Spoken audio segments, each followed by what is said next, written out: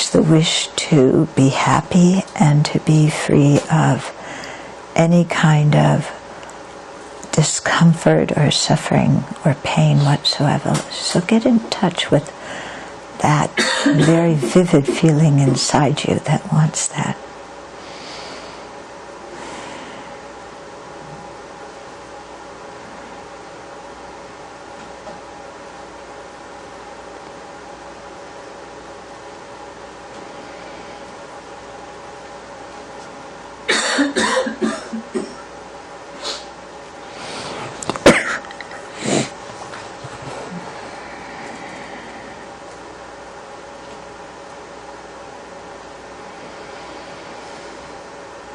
And then think that every living being has that wish for happiness and to avoid suffering, that with the same intensity as you do. It doesn't matter who the person is, whether you like them or don't, whether you agree with their opinions or not, they have that same intense wish day and night.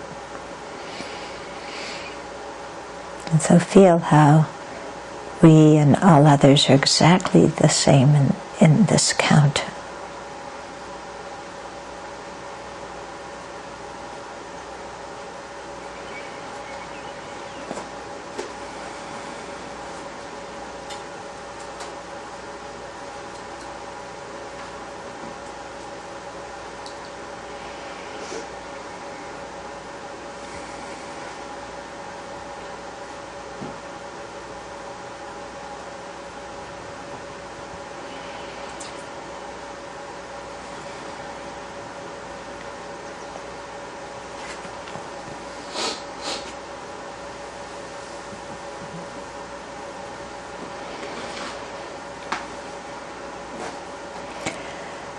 And then bring into vivid recognition in your mind the fact that most sentient beings, in fact, almost all of them, do not know what the causes of happiness are and the causes of suffering. And so even though they want happiness, they, due to the ignorance, not understanding karma and its effects, they mostly create causes for suffering. And even though they don't want suffering, they find it very difficult to create the causes of happiness. First, because they don't really know what they are, and second, because their minds are overwhelmed by afflictions. So bring that into vivid relief in your mind, that fact about almost every living being you come in contact with, and even those you imagine or hear about.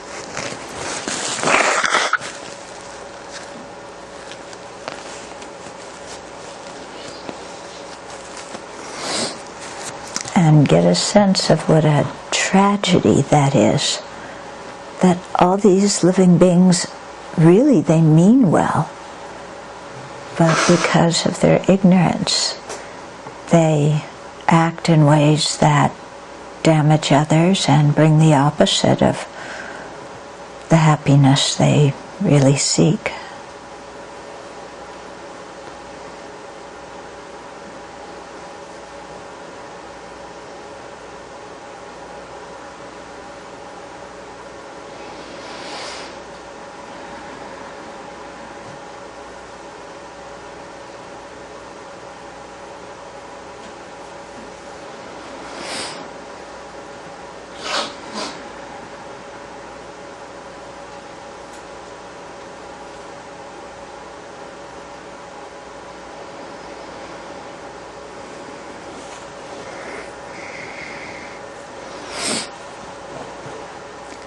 And although we basically are the same as them, we have one small opportunity in that we've heard the teachings, and from time to time we may have some awareness about the functioning of karma and its effects. And so we may try and abide by that law and feel gratitude for that opportunity, and yet don't feel smug about it, because when we look, most of the time we're acting just as ignorantly as everybody else is.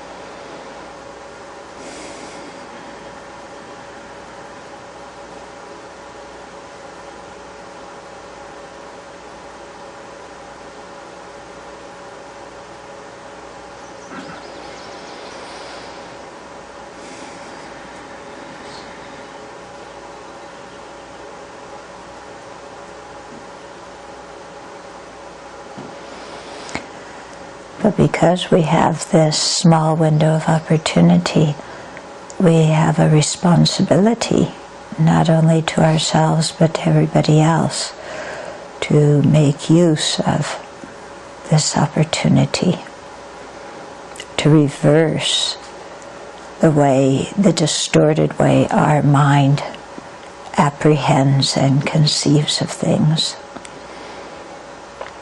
to learn what the actual causes of happiness and suffering are.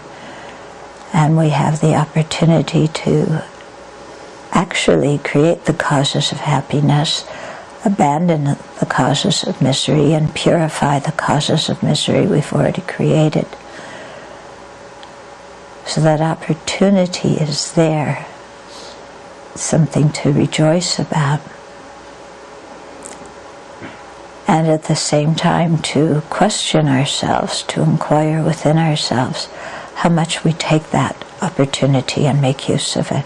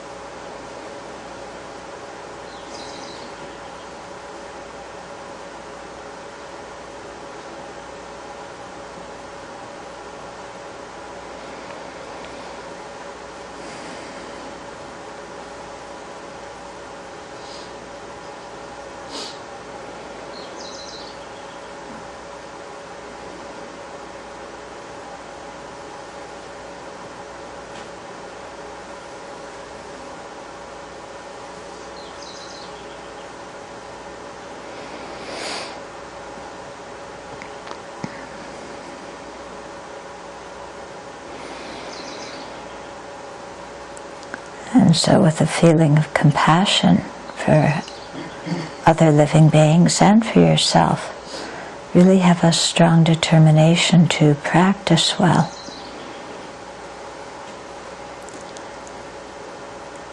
And to abandon not only this ignorance of karma and its effects, but also the ignorance that misapprehends reality. And have the aspiration, therefore, to become a fully awakened Buddha. To make your life meaningful.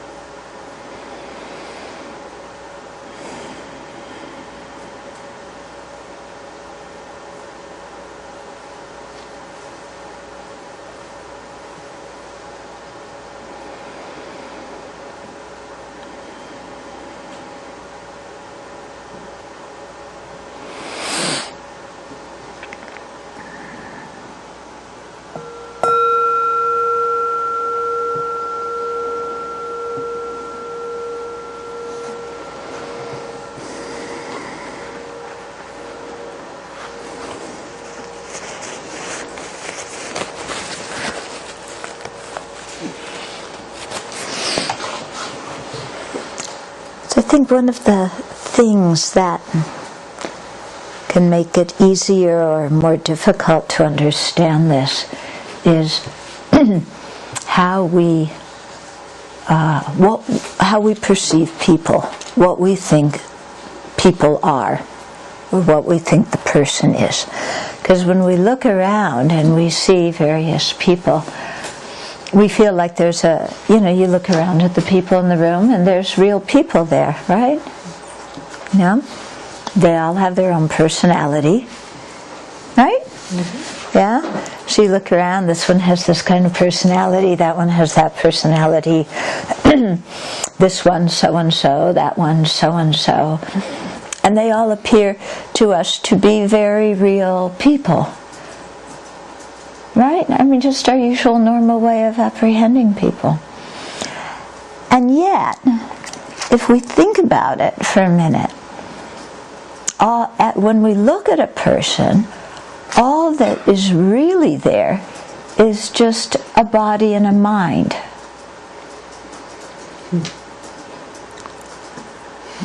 Yeah, that's all that is really there. It's just a body made of atoms and molecules, and a mind made of moments of clarity and awareness. And that's all. Yeah, there's no personality there. There's no real person there. There's just a combination of body and mind. Isn't there? Yeah. So when you think like that, and then you go back to your usual way of looking at people, how they appear so real, and oh, I know who that person is and what they're like, and then you go to, but there's just a body and mind, then you see that those two things don't agree. There's something discordant between what is actually there and what we think is there. Because there's nothing personal, or there's nothing that is a person about either a body or a mind.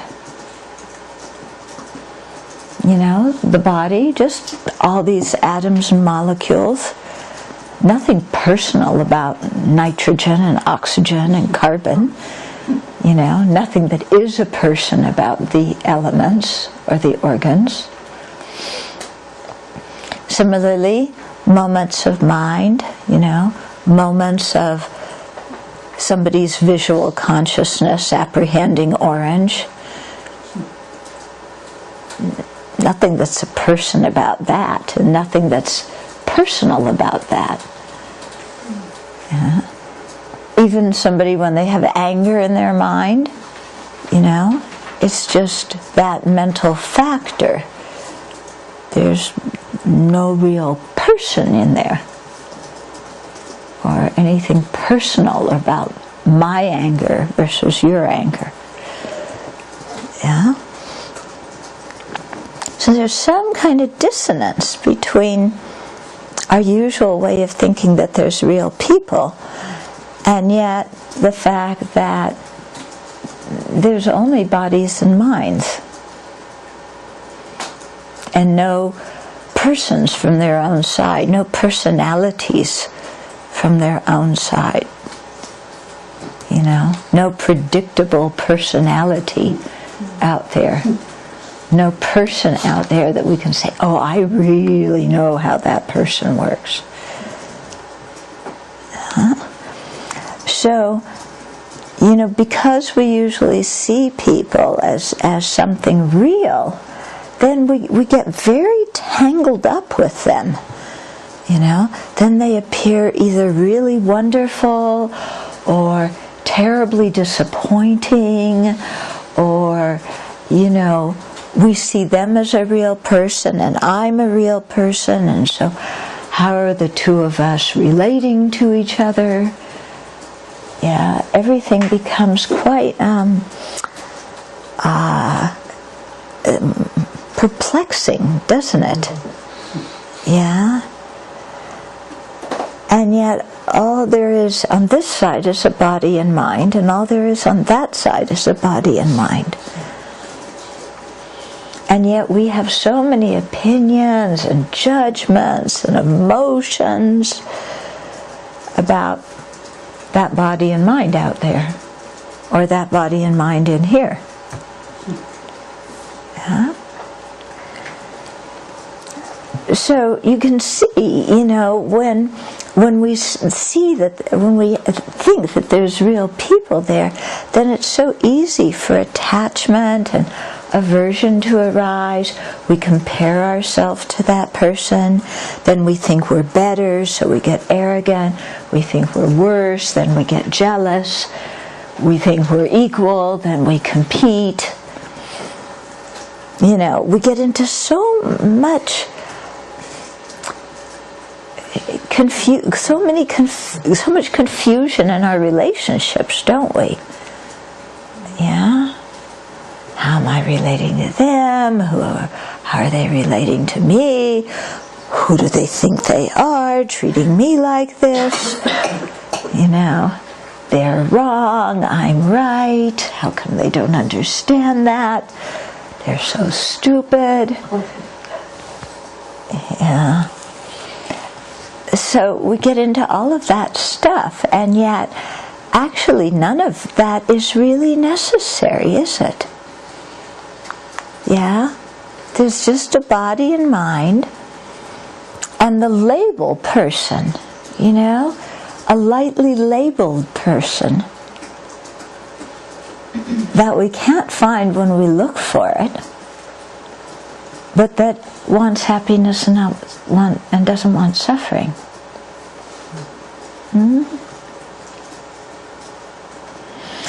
So when we, look at what people are in a slightly different way, do a little bit of analysis about what is really there, then it actually becomes easier to have compassion for other people.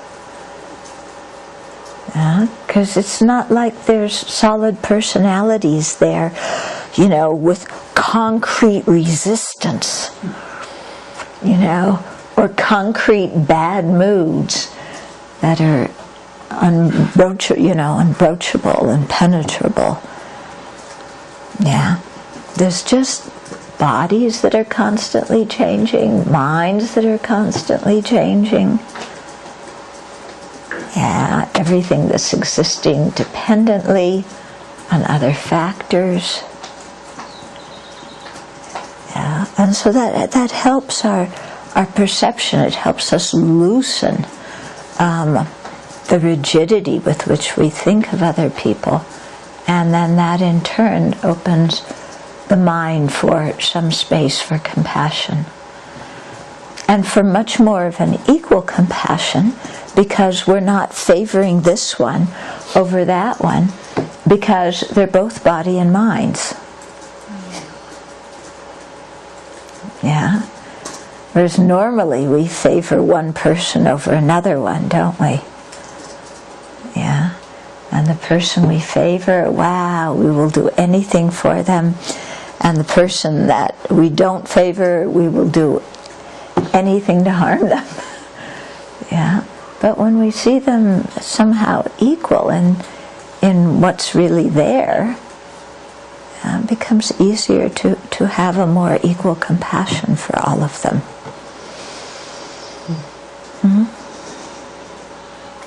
Okay, so on that basis it helps to generate compassion and to not remain so stuck in our opinions of people, in our expectations of them, in our comparisons of them with us.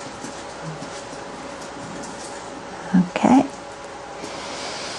so with that extra added space, then it becomes easier to generate bodhicitta.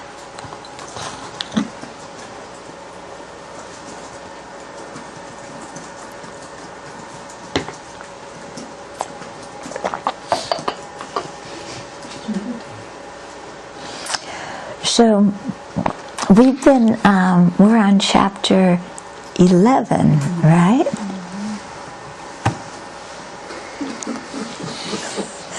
And we're just starting chapter 11. Yeah, so people who are coming for the first time today, we're in the middle of Aryadeva's text called the 400 Stanzas. If you haven't been following it all along, just realize you haven't been following it all along and that you're coming in the middle, and get out of it as much as you can. Okay, so chapter 11 that we're starting on is called The Individual Refutation of Truly Existent Functional Phenomena.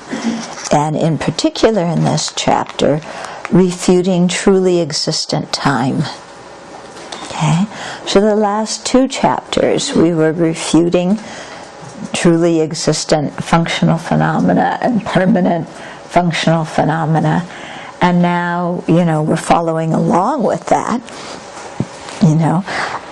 Thinking that time, which is a functioning phenomena, time exists, it functions. A functional phenomena, a functional thing, is something that's impermanent, that doesn't stay the same from moment to moment, that's produced by causes and conditions, and itself is a cause for other things. Yeah, so we'll be examining what time is. Okay, so there's certain non-Buddhist schools, from ancient India, that see time as permanent. Does anybody know if there's any scientists that nowadays see time as permanent? Does that kind of thought exist now at all? No? Okay. These ancient people said, there's not a permanent self or soul, because such a thing can't be perceived directly through our senses or inferentially through, understood through reasoning. But there still are permanent functional phenomena because there's permanent time. Okay, so those seeds and water and fertilizer are present. Okay, sprouts and flowers grow at some time, but not at other times. So that indicates that besides the seed and the seeds and waters and fertilizers, there's another factor that needs to be there for something to grow, and that factor is time. Okay. So they say, though time is a permanent entity that is different from the functional things that exist in the three times, that exist in the past, present, and future, it's revealed in instants, moments, and brief spans, and so forth. Yeah. It's interesting because we think we understand time, It's like we say, it took an hour to do this, and we all know what that means. Okay? But I remember Khenzo Jampa Tetsok in his book, Insight into Emptiness, he asks us to examine what really is an hour. Yeah, what really is an hour? So we say there's 60 minutes in an hour. So is the hour one of the 60 minutes? After 59 minutes have gone by, is the 60th minute the one that is the hour? And when is the hour complete? At the 59th second of the 60th minute? Or at the 60th second of the 60th minute? And is that 60th second of the 60th minute the same thing as the first second of the next hour? Yeah? So, exactly what is the hour and how do we count it? And especially, when they have when you travel through different areas in space with different levels of gravity, how time can change. Yeah, so Rip Van Winkle is a possibility. Okay. So, these people assert that there's some kind of permanent or real time that makes, things grow. It's springtime, or now it's summertime, so things grow. Yeah.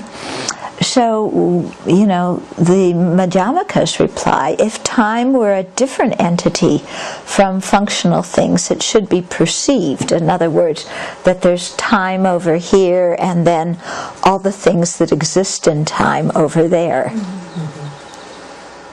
Yeah, but it's not like that, is it? Okay. And so, if you look in verses 207 to 211,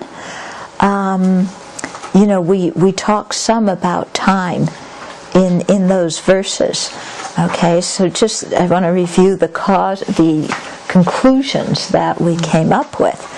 Yeah. Well, one is that if time is a cause, then it also must be an effect. Because anything that is a cause, is also an effect, simply because it is impermanent. Again, impermanent meaning changing moment to moment. So you can't have a cause that's permanent and an effect that's impermanent. Or you can't have something that is impermanent when it's the effect, but becomes permanent when it becomes the cause. Yeah. Because things are first effects and then they're causes. Aren't they? Or do you think causes? Usually causes come before effects, right? Yeah. But is this counter first a cause or is it first an effect? To bring it to fruition. It has to be an effect first. Yeah, it's first an effect, isn't it? It first has to be something that is produced from other causes. And because it's produced by other causes, then it itself can become a cause for something else. Okay? You getting it there? Okay. When a cause changes, it produces an effect that becomes the cause of something else. Okay, so a seed changes, it produces the sprout. The sprout, so the sprout is the effect, then the sprout becomes the cause of the tree. Okay, so from being an effect, it becomes the cause of something else. Yeah. And anything that changes is not permanent. Yeah, we talked a lot about this, about how sometimes we feel like, okay, there is something permanent there, but it kind of, part of it changes. Like there's a real me that is really me, that is permanently me, and yet, I grow and I change, different things change, but there's something that's still really me that remains the same. So sometimes we have this split mind that something can be both impermanent and permanent at the same time, which is impossible. Okay? So anything that changes is not permanent, and something that can't be both permanent and impermanent. It also can't be neither permanent nor impermanent. because when we have the whole category of existent phenomena, it's subdivided into two, permanent and impermanent. There's no third category. Okay, so is a rabbit's horn permanent or impermanent? Well, neither. The idea could be permanent, but the rabbit's horn is neither because it's non-existent. It's non-existent. Okay, it's non-existent. Okay, if something were produced, another conclusion we had was if something were produced by a permanent cause, let's say something could be produced by a permanent cause, how could it then become impermanent? Couldn't. So if we think that we have a permanent soul, and yet that permanent soul is going to take rebirth and become another person, that's a process of change.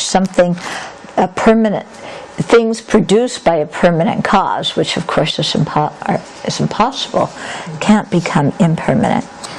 Because cause and effect have to have the same character, the same nature. They're both impermanent.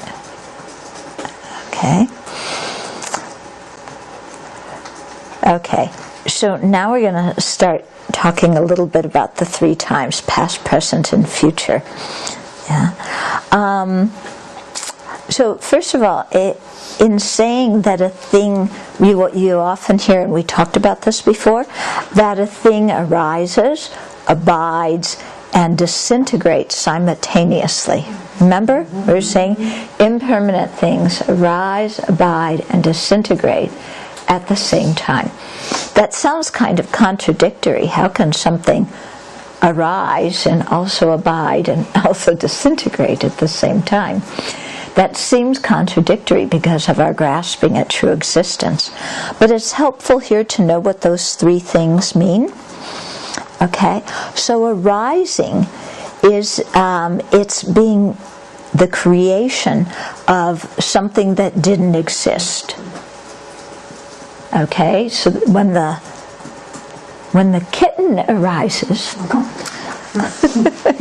do you remember when you were a kitten?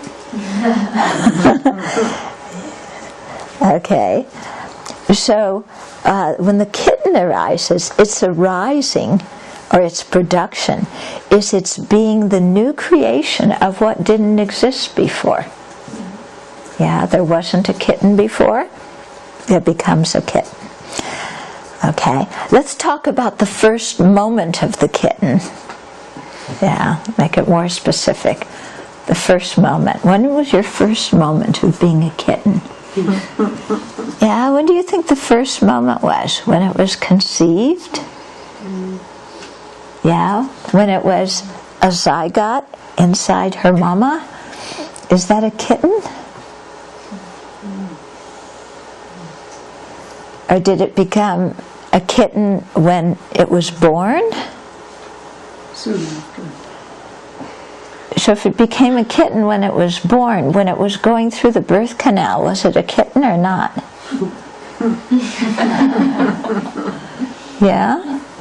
And did it become a kitten when, do kittens' heads come out first? They must. Must be like human beings, huh? When its head comes out, is that when it first becomes a kitten? Or is it a kitten also before the mama goes into labor? We say she's going to have kittens.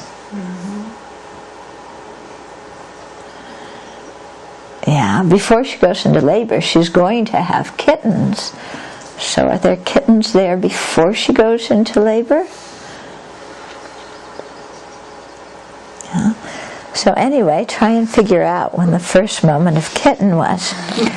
But for argument's sake, let's just assume there's a first moment of kitten, even though we can't point to it. Okay, so the arising is its being the new creation of what didn't exist. Its abiding is its similarity to what preceded it. Okay, so the second moment of kitten. No, we're talking about the first moment of kitten. So in that first moment, there's one factor that is the arising of something that didn't exist before. There's another factor of its being similar to what preceded it in the preceding moment. Yeah, because it isn't like, okay, here's the line when it becomes kitten. And they're two totally unrelated things, kitten and non-kitten. Yeah, in the previous moment before that, there's something similar to that. There's a continuity going on there. Okay, its aging is its being a different entity from the previous moment. So even though something new has risen, even though that same moment is similar to what came before it, at the same time it's also it's a different entity than the previous moment. So that's what aging is. And then its ceasing or its disintegrating is the factor of its not lasting another moment. Okay, so at the same time that, there's a new creation that didn't exist before, there's also the similarity to what did exist before. There's also it being a different identity from what existed before. And there's also it's not enduring for a second moment. And all of that happens at the same time. Okay? Interesting, huh? And so the moment in which all of that happens at the same time is called the present. Yeah, that's what the present is. Yeah. And the disintegration of that moment, is a quality that it has at its present time as part of its nature. Yeah. But after it has disintegrated, that having disintegrated, that exists in the next moment, in the second moment. Okay? So after it's ceasing, then it has ceased. And that having ceased is what we call the jigpa in Tibetan. And the best translation for it is having ceased or having happened. Somebody translates it as disintegratedness, but that doesn't, I don't think that's a real good translation. There's not a real good translation. The word is Jigpa. Z-H-I-G-P-A. Jigpa. Okay? So, so now we're going to talk about the past, present, and future. Yeah. So we talk about, if we use the kitten, there's a past kitten, a present kitten, and a future kitten. Which one comes first? That is a true question. The present. The future kitten. The future kitten. The future kitten? Why does the future kitten come first? Because it's a cause. What's a future kitten? Non-existent.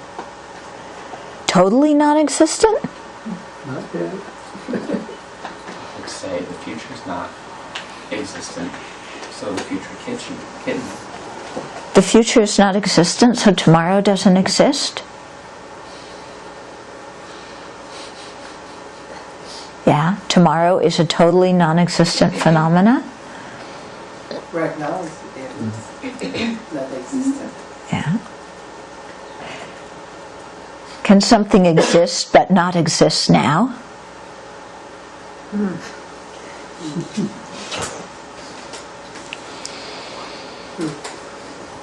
Yeah. Does your future Buddhahood exist? Yes. Otherwise, we wouldn't. Yeah. If you say, no, my future Buddhahood doesn't exist, then what are you practicing for? I guess you aren't practicing for future Buddhahood, huh? Present Buddha. You're present Buddha? Really? You're presently Buddha? What? That then isn't the potential there, so isn't that present potential there? Yeah, but there's a potential, the actual thing. An unlit match has the potential to start a fire, but is it fire? Not without the proper cause. Yeah. So you can't say your potential is a Buddha.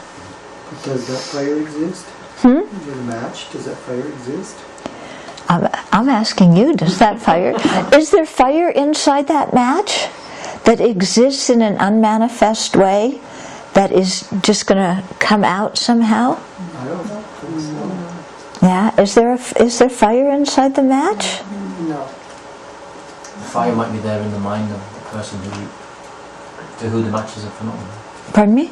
The fire might exist in the mind of the person observing the match. I mean, So there's as a concept, heat So- and sorry?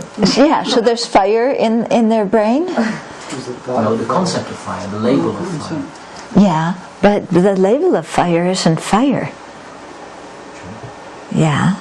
what is existent? The cable, the label or the concept of fire can't burn you. What is the meaning of exist in this? Oh, that's a very good question. What is the meaning of exist? Yeah. Here and now. Does your past exist? The past is totally non-existent? So that when you apply for a job and you turn in your CV, you're reporting something that's non-existent? But you have to determine what you mean by existence. Well, I'm asking. What does it mean? It's something that we make up. It's something that's happened. The past is a memory and the It's future the having is a happened. dream. No. But it's a similar. The future isn't a having happened. Okay. Okay, so like a future pot. What exactly is a future pot? Can you see a future pot? Is there some parallel universe in which, there's a future scene like what is happening right now, going on in a parallel universe, only like 2 days, later, or 1 day behind, or something like I that? think it has to relate to But that would be the causality. present in that universe. Huh? Would that be the present in that future universe, parallel universe? But wouldn't it be the future of us? I mean, when we talk about a future phenomena, yeah? Does a future phenomena exist? It's potential. Yeah? Is it there? Can you see it? No. No. I think future phenomenon is a contradiction. It's a contradiction? What appears. Huh? Phenomenon is what appears to the mind. Right? Okay. So by definition that could only be present. So then, but we talk about the future, so doesn't the future exist? We talk about the past, doesn't it exist? But you could talk about a rabbit's horn as well. Oh, so there's no difference between a rabbit's horn and the past? When you sent us your resume, yeah, you were talking about rabbit's horns? You were lying to us? There has to be a difference, and I think it has to relate to causality and functionality. Because like a future, some things are non-existent if they're just like airy-fairy, like rabbit's horns, but the thing like the match or something that can change and become that's its future. It is a potential future. What, the present match No, is the future? it has the potential to make fire. Okay. Fire is in its future. Potentially. I mean, conventionally. So fire is a future phenomena. Yeah. Not only though, because it Except for the match also was has wet. to be a present phenomenon too. Well, the fire that is being caused by this match, It's not present at the moment. it's not present at the moment. Isn't it a Is it non-existent? It is, because it might never Ultimately. exist if that match gets soaking wet and gets washed away. That's true. It might never exist. it's just a possible dependent arising. Mm-hmm. So Yeah. But by saying the future exists, does that mean the future is predetermined? but that we're thinking about the future is we're thinking about possible futures.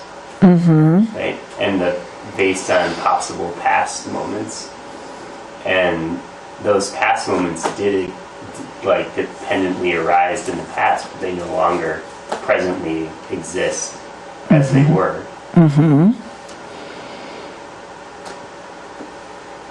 Yeah. So the past exists? Past existed. But then the past will always be here. No, the future memory will of always the be past can be brought to can arise in the present. I think you can refer to what doesn't exist. I can refer to a rabbit's hole. I can refer to my past or to my future. Yeah. The present and the past sits in our mind. Mm-hmm. Yeah. Because Yes. No, things change if the past always past exists. and the future to come back. Yeah. Okay. Let's go on here. Okay. Okay. So we say that the future happens first in reference to a specific object. Its future happens first, then it's present, and then it's past. No? No, it seems like the past already happened, the present is happening, and the future has the potential to happen. Does okay when we're talking about a kitten, which exists first, the future kitten, the present kitten, or the past kitten? As they all So you exist can always go simultaneously. smaller and The smaller future and smaller. kitten is first. What do you have first, the future kitten, or the present kitten, or the past kitten? The past kitten has already been born and already ceased. But it was part of the cause So- for the present kid. So does the past does the past kitten exist first? Because the past has already been born and already ceased. The future kitten hasn't been born and hasn't ceased. There's only the present. Yeah, the present has been born but hasn't yet ceased. So which of those three come first? Future. It's the future, isn't it? The future kitten comes first, because the future kitten is the one that hasn't yet been born, that hasn't yet arisen. Yeah, before something can can arise, can exist in the present, it has to first, not yet have arisen. Okay. After it's arisen and it's ceased, then it has arisen and has ceased. Okay. But can we really see a future kitten and a past kitten? Can you touch a future kitten or a past kitten? No, you can only touch a present kitten. Okay. Parallel question. Difference between non-arisen and non-existent. Is there a difference between non-arisen and non-existent? Non-arisen and non-ceasing, what do you Or think? non-existent. non-arisen and non-existent. Okay, tomorrow hasn't arisen yet.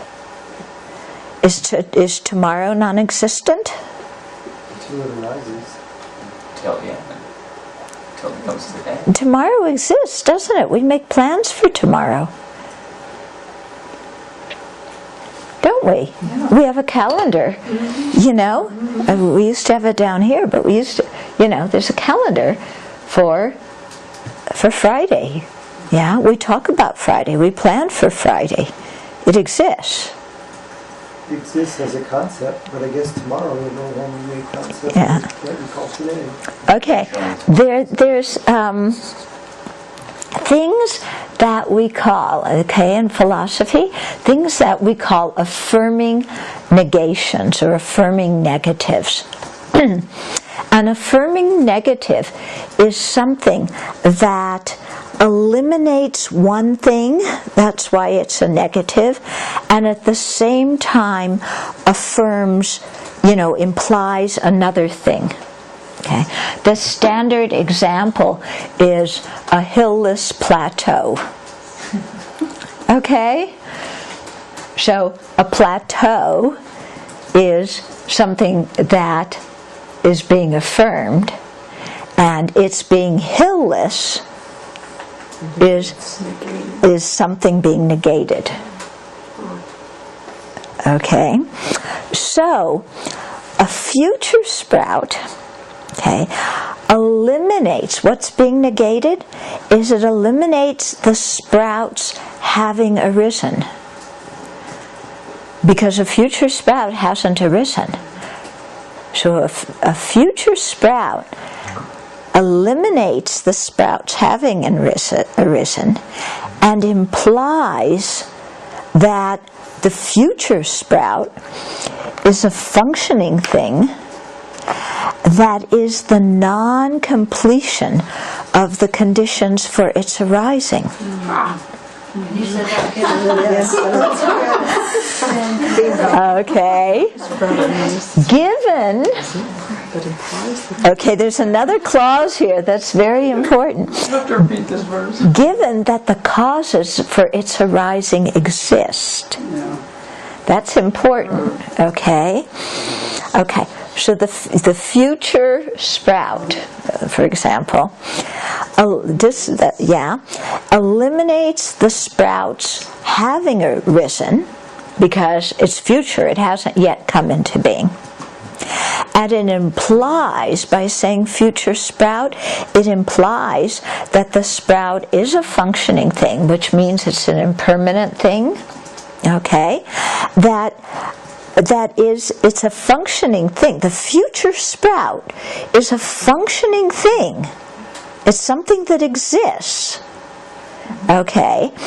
But it's the non-completion of the conditions for its arising, given that the causes for its arising exist.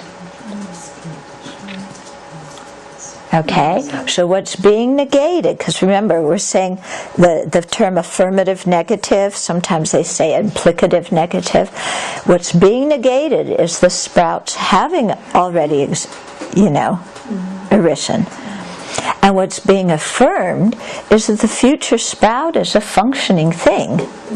Yeah, that isn't there at the moment because all the causes and conditions necessary for its arising have not come together yet. However, those causes and conditions exist. Yeah, because if you don't have that last clause, then it would include rabbit's horns. Because all the causes and conditions for rabbit's horns haven't come to exist. Yeah, but we can't say a rabbit's horn is a future phenomena because it's totally non-existent. Okay, because there's no causes for a rabbit's horn. So if there's no causes for it, you can't have the non-completion or the not coming together of all the causes. Okay. So that's what the future is, yeah? The present sprout, maybe we should go to the past. Let's skip the present for a minute. So the past sprout also is an affirming negative. Yeah. And what it eliminates, what it's negating, is a sprout's not having disintegrated. Okay? So it eliminates a sprout's not having disintegrated because the sprout has disintegrated. Right? Mm-hmm. So that... Oh, yeah. Yeah, okay, yeah, at first it sounds funny. So what's being negated is a sprout's not having disintegrated because in the past sprout, the sprout has disintegrated. And it implies or it affirms that the disintegration of the sprout occurs in dependence on the sprout. Okay? So the disintegration of the sprout occurs in dependence on the sprout. Okay? So the past sprout is the having ceased of the sprout. It's the jigpa of the sprout. Yeah? Is a past sprout a sprout? No, it's not, is it? Is a future sprout a sprout? No. Is a future sprout a functioning thing? Yes. Yes, but it's not a sprout. Yeah, it's not that there's some mysterious kind of sprout somewhere floating around that is going to suddenly pop into the present, because until now it's been existing in a parallel universe. You know, and we all grew up with talk of time machines. Time travel, going into the past, going into the future. Do you think that's really possible? Yeah? Because it always showed on the sci-fi movies, kind of like the past was already happening. Yeah. But it's already happening, but it's in the present. That can't be. And the future can't already be happening, because that would make it in the present. Okay? So the past and future things are non-affirming negatives. Okay? Yeah. So don't think of them as positive phenomena, because Are they not? Are they affirming negatives? They're affirming negatives. Thank you. Yeah. Okay, so past and future things are affirming negatives. Future sprout might never sprout. Someone might pour boiling water on it. Pardon? A future sprout may never sprout. Yeah, a future sprout. It has the potential to sprout. Yeah, a future sprout, it isn't a present sprout. It's not actually a sprout, because then it would be present. Yeah. A future sprout exists because all the causes for it exist. They just haven't come together. But the future is not predetermined, because, as you say, something could happen to one of the conditions so that the future sprout never becomes a present sprout. I have difficulty to understand that it exists. The future sprout exists, but remember, a future sprout is not a sprout. Okay, the future sprout is not a sprout. It's not a sprout. The sprout exists. Yes. Yeah. Because if the future sprout were a sprout, it would have already attained the entity of being a sprout, and we'd be able to see it. But why does it exist? It exists as a future sprout. Yeah. There's a future sprout. Tomorrow's sprout exists. Okay? Even though it hasn't already arisen, even though it hasn't come into existence in the present moment. Why do we call it exists? Why we name it this way? It exists because it's something that is. It's not non-existent. if the future were non-existent, then we couldn't make plans for it. Or have the present or the past. Okay? So the future exists, but it doesn't exist now. Okay? Or we could say the future is, it might be easier to say the future is, but it doesn't exist now. Okay? The past is, because the past isn't non-existent, but the past doesn't exist now. Are these objects? Huh? Are these all objects? Objects. What's the definition of an object? I have to go get my book. What's a synonym of an object? Of object? No, Y-U-L. It isn't existent. Huh? Right. An object is a synonym is existent. Yeah. So yes, Yeah. are we using the definition that it can be cognized by the mind and it functions? Yeah. Right? So Something that can be cognized That's what I was thinking. by a valid, a reliable cognizer, not by an unreliable cognizer. Yeah, because rabbit's horns can be cognized by unreliable cognizers. Can I ask another question about Uh-huh. So why in this, when you say the past sprout is an affirming negative, why would it be wrong to say an affirming negation? Why do they make it? I don't, sometimes negative or negation, I don't know that they make a big difference between the two. Okay. Yeah. Okay, to be continued next week. Does next week exist? Yes. Does it exist now? No.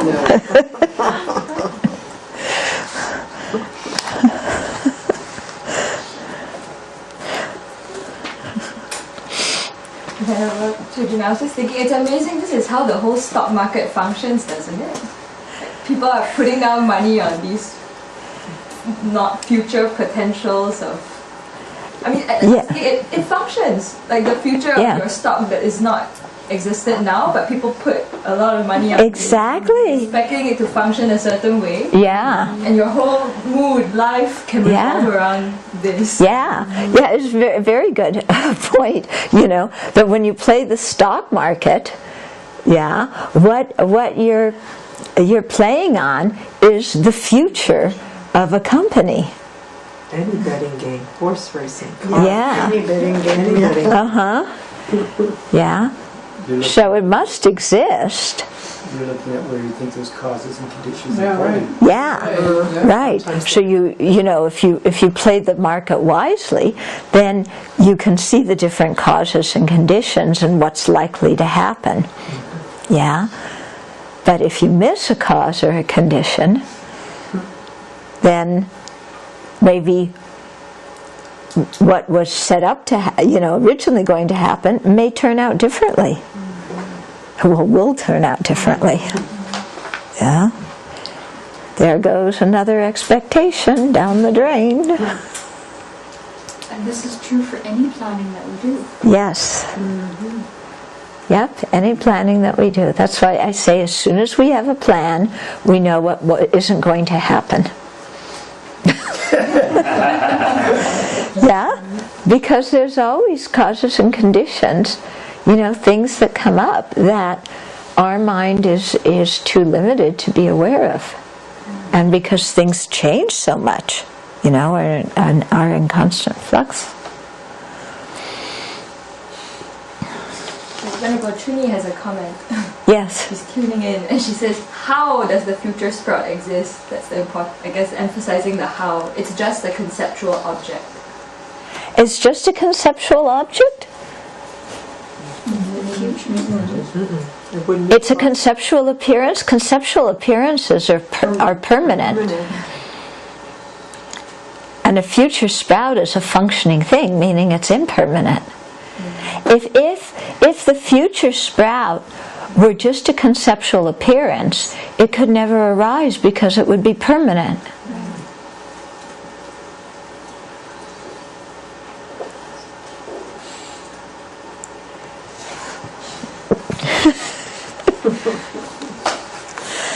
So what consciousness perceives a future sprout?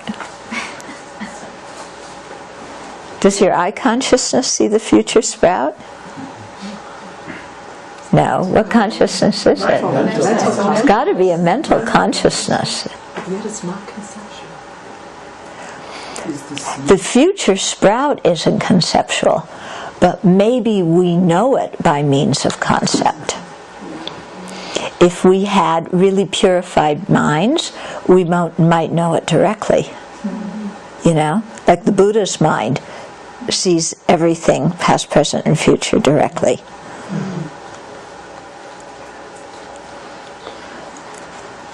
What is the difference between the seed and the future sprout? Oh, the difference that's a very good question. What's the difference between a seed and a future sprout? The seed is the present seed. Mm-hmm. The future sprout is its potential. Yeah. But the present seed has already arisen. Right. The future sprout has not yet arisen.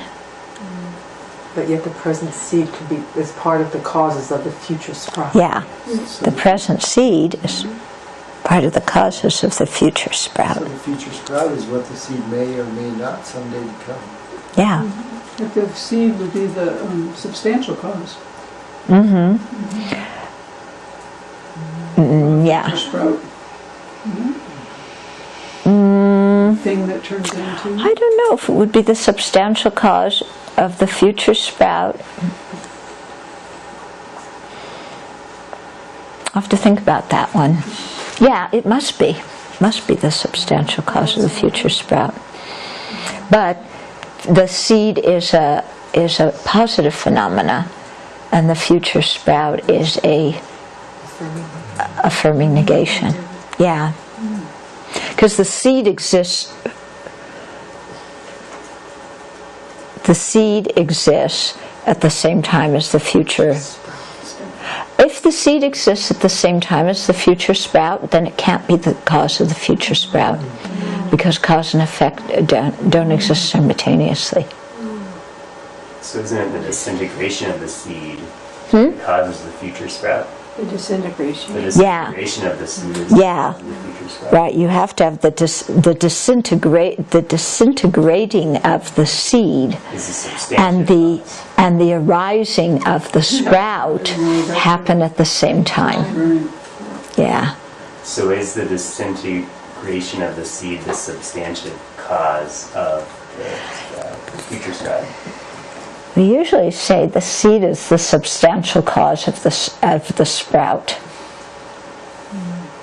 Which makes me think that the future sprout doesn't exist until the future, because how can it and its substantial cause exist at the same time? Yeah, this is. Let me check on that. How they say it. Okay. Yeah, because cause and effect can't exist at the same time. So the disintegrating of the seed exists at the same time as the arising of the sprout. The disintegrating of the seed happens at the time of the seed. The arising of the sprout does not happen at the time of the sprout. Because you don't have a sprout that is arising. So the arising of the sprout does not happen at the time of the sprout. So sprout and seed can never exist at the same time. Yeah. Okay, let's offer the mandala. So we're on the laminated sheet on that back page. And we'll continue to think about this. Joshua Cutler wrote a bunch of comments too. Oh yes. What does Josh say? So, from the Garjana's fundamental treatise on the middle way, whatever is dependently arisen that is explained to be emptiness, that being a dependent designation is itself the middle way. It is something that is not dependently arisen, such a thing does not exist, therefore something that is non-empty does not exist. Yeah. Yeah, did you get that? Okay. Yeah, what he quoted is a very famous verse in the Gaijana. I think, yes, that you'd have to say the seed is the substantial cause of the future sprout. Because the future sprout exists, but it doesn't exist now. It exists in the future, so cause and effect don't exist at the same I think the way time. we use the language, we have to be careful, because seed could be like a generality, but it has to be... The seed that is going to become that sprout. Yeah, that particular seed that's going to become that sprout, is the substantial cause of the future sprout. Yeah, and the seed is a present phenomena, and the future sprout is the future. Yeah.